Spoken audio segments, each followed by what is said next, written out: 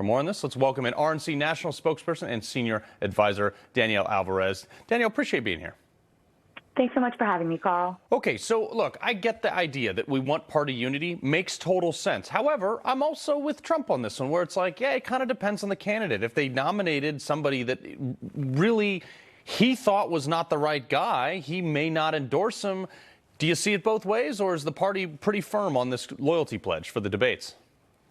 Ultimately, I think that we'll get there. I think it's really important that we remember that our GOP nominee will be chosen by our voters.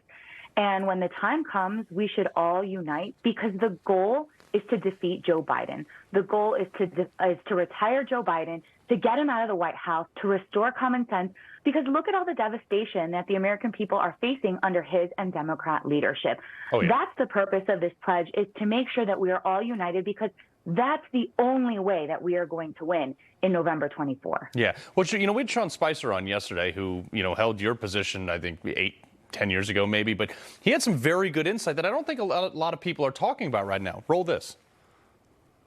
Why this is here's why it's happened. So the RNC has spent hundreds of millions of dollars gathering data that they give to every Republican candidate. In exchange for that data being given to them for free, they say, hey, here's the deal. We'll give you all of the data on every Republican donor and voter, but you just have to agree that if you lose the primary, you're not going to run as an independent, run against us, give it to a Democrat, which makes sense, basically, right? We're going to give you $100 million plus of data. You just can't turn around and give it to somebody else or go against our nominee if you win. I mean, Trump actually, he's won. He ran the last election, so he has a lot of that data. Is that still applicable in this case? I'm grateful for Sean. He's been a great person to talk to as we've gone through this. In 2016, every single candidate signed this pledge, which, again, is very important, and why I think that we will eventually get there and have our candidates sign this pledge, make sure that there's unity. But as was pointed out, the RNC is an infrastructure organization. The Republican National Committee remains neutral in primaries. And that's so important, because not only does that help us unite for the general election, but we're focused on building infrastructure. We're focused on fine-tuning our data. We're focused on fine-tuning our digital fundraising files. And we need to make sure that we can hand that over to our eventual nominee, and that it's not used in any other way. Sure. Well, Trump was at CPAC, you might have heard, last night, and he gave a ripping speech. Ron DeSantis actually was not there. He was at Club for Growth. But Trump said everything right.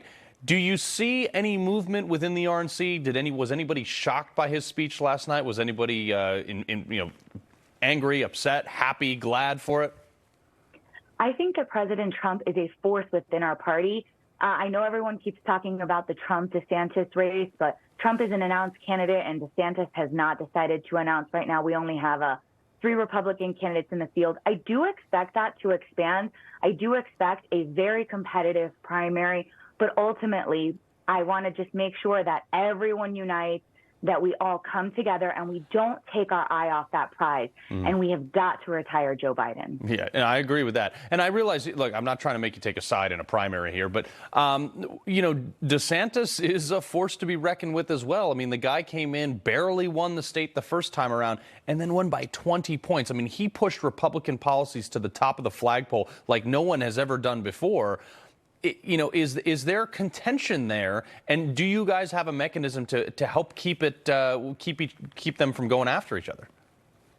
I think part of re-electing Chairwoman Ronna McDaniel is that she's very well respected in our party, and it's having these conversations with our current candidates and potential candidates. Listen, I'm a Florida girl. I'm born and raised in Miami, Florida, so there is a potential for several great candidates from the Sunshine State to be running. And I think that it's so incredible we have such a deep bench when we contrast that with what's going on the Democrat side. Yeah, well, actually, I wanted to ask you about that. What is the Democratic bench? I mean, they have maybe, Gavin Newsom. I would say Pete Buttigieg is completely out after these train derailments. We had another one last night. Who is the bench on the Democratic Party, and what the heck are they running on? Well, if Pete Buttigieg is out, I feel like that should also disqualify Joe Biden. Reality is that I believe that Joe Biden will run, although he has not officially announced his candidacy, because of all the work that Democrats are doing to rearrange their primary calendar. South Carolina delivered the first win for Joe Biden, and so you see them jumping through hoops during the election cycle to try to have South Carolina jump in line. And so I just think it kind of shows Joe Biden's intention, but also his weakness and the weakness that the party feels that he has. Right. Well, there's definitely some weakness there. But 40% of his time on vacation, is this? They got on Trump for spending 100 days out of his first term down in Mar-a-Lago, where he was actually working, where he provided the logs of the people who visited.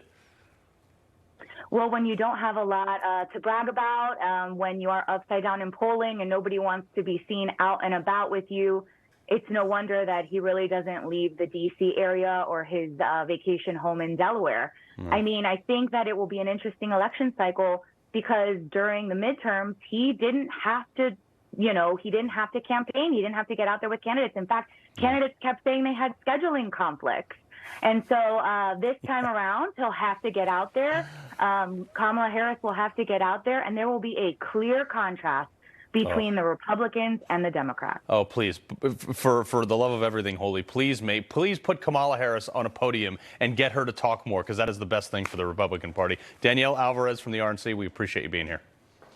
Thank you so much, Carl. All right.